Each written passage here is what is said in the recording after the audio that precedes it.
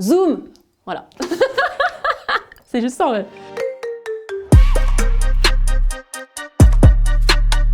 Les amis, aujourd'hui 39e épisode de Shop, ça on va parler d'un maximum de news, il y a de très belles choses et de moins belles, vous verrez, c'est parti.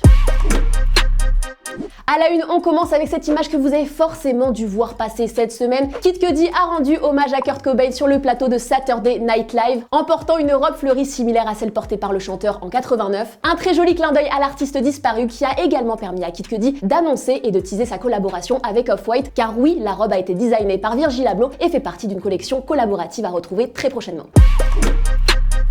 Réseau, après de nombreuses rumeurs et de nombreux bruits de couloir, ça y est, la collaboration entre Nike et Para se dévoile à travers un visuel inédit. Une fois de plus, les deux partenaires se sont intéressés à la Nike SB Dunk Low, alors on retrouve le travail et les codes de l'artiste, notamment au niveau du choix des coloris, un design qui devrait arriver au printemps ou à l'été prochain. La maison de vente aux enchères Sotheby's continue de s'intéresser aux sneakers et pas n'importe lesquels. Aujourd'hui, c'est un prototype de Nike Air Yeezy datant de 2008 et porté par Kanye West lors de sa performance aux Grammys, qui est mise en vente pour plus de 1 million de dollars. Comme l'explique Sotheby's, on est clairement sur l'une des baskets les plus recherchées et les plus prisées du monde. Nike continue de piocher dans ses archives et réinvente sa Air Max 96. Pour ça, la marque aux souches fait appel à son allié suprême pour retravailler la sneaker dans un look plutôt agressif et original. Par contre, à l'heure où je vous parle, il n'y a pas encore de date de sortie, alors comme d'habitude, restez à l'affût. Skims, la marque de sous-vêtements sculptants de Kim Kardashian, voudrait apparemment 1,6 milliard de dollars. C'est Kim Kardashian elle-même qui a révélé ces chiffres lors d'une interview avec le New York Times, comme quoi des gains pensés pour vous amincir peuvent rapporter très très gros.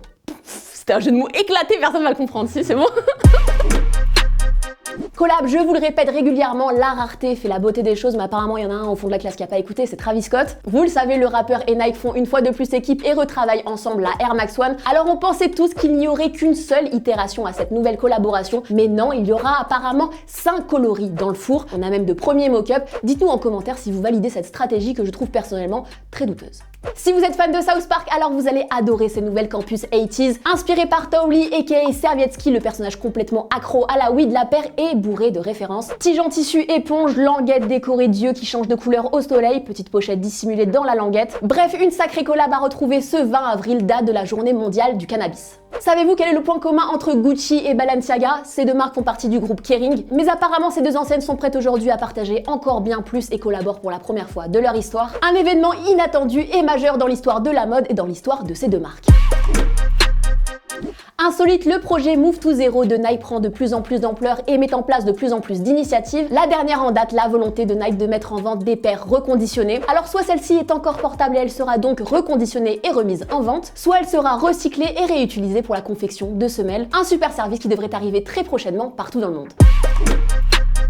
Sortie, c'est parti pour le petit récap des dates à ne pas louper. On commence avec Ralph Lauren qui nous présente de nouveaux coloris pour son Earth Polo. Comme toujours, ce polo est confectionné avec du fil dérivé de bouteilles en plastique recyclées. On est en moyenne sur 12 bouteilles en plastique réutilisées par polo, une super initiative. De son côté, ASICS collabore une fois de plus avec Kiko Kostadinov. Ensemble, ils repensent 4 paires disponibles ce 22 avril. On attend également un nouveau coloris pour la New Balance Jaden Smith Vision Racer le 21 avril. Quelques jours avant la sortie d'un nouveau colorway pour la Yeezy 500 le 24 avril. Sans oublier la sortie des tant attendues Sean Wotherspoon Adidas ZX8000 le 16 avril, le jour également de la sortie de la toute première collection Runify pour Clarks. Enfin, côté Nike et Jordan, on retrouvera la Air Jordan 1 Hyper Royal le 17 avril, la Air Jordan 3 à ma manière le 21 avril, la nouvelle Air Jordan 1 Eulalie May le 22 avril et la Nike SB Dunk High Hawaii le 23 avril.